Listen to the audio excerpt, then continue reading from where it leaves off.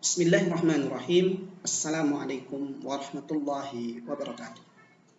Pada sesi ini saya akan menyampaikan sebuah ulasan terkait tentang Palestina. Kenapa kita harus membela Palestina? Hari-hari terakhir ini kita disuguhi dengan tontonan yang begitu menyayat dan mengiris hati kita. Bagaimana tidak? Di era modern yang katanya penjajahan di atas dunia muka bumi ini harus dihapuskan. Namun kaum Zionis dengan leluasa seenaknya saja menjajah bumi Palestina dan menindas rakyat di sana.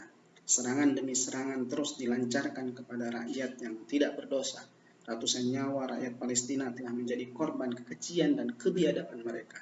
Sebagian umat Islam tentu kita mencintai dan membela Palestina, bukanlah negeri biasa. Palestina memiliki segudang sejarah panjang yang menjadikan Palestina menjadi semayam dalam hati kita untuk kita bela. Nah, setidaknya ada 9 alasan kenapa kita harus membela Palestina. Yang pertama, di sana terdapat Masjid Al-Aqsa yang menjadi masjid tertua di dunia setelah Masjidil Haram. Dibangun pertama kali oleh Nabi Adam alaihissalam 40 tahun setelah membangun Masjidil Haram.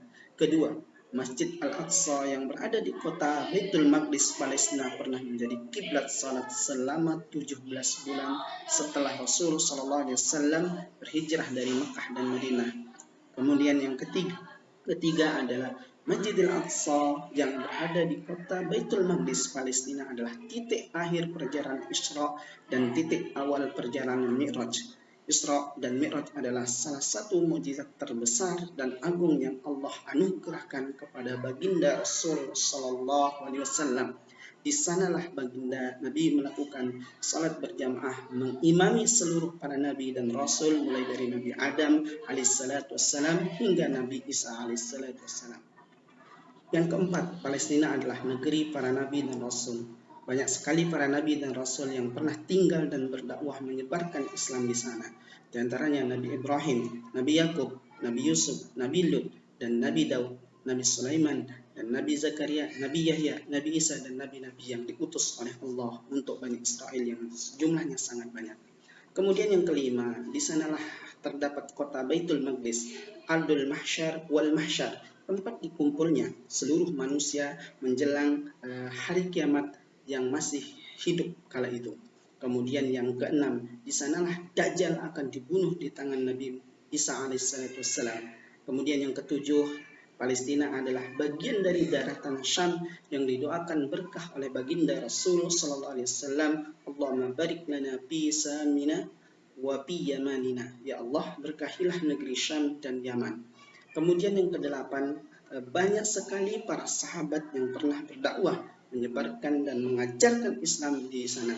Di antara mereka adalah Ubadah bin Samit, Sadat bin Aus, Usamah bin Zaid bin Haritsah, Watilah bin Asqa, Diyah al-Kalbi, Aus bin As-Samit, Mas'ud bin Aus, dan masih banyak lagi sahabat Rasulullah SAW.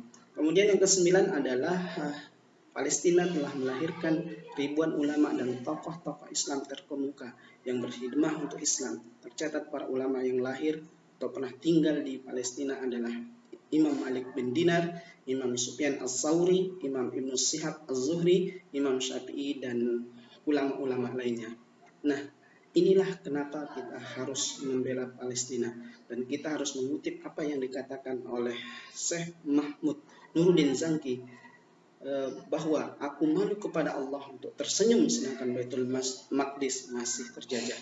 Dan Sultan Abdul Hamid II mengatakan, saya tidak akan menjual sejengkal tanah pun dari bumi Palestina. Beliau katakan itu dengan tegas, dengan penuh keberanian saat menolak sogokan untuk jumlah yang sangat banyak dari orang-orang Zionis yang ingin menempati sebagian wilayah Palestina. Itulah kenapa kita harus membela Palestina.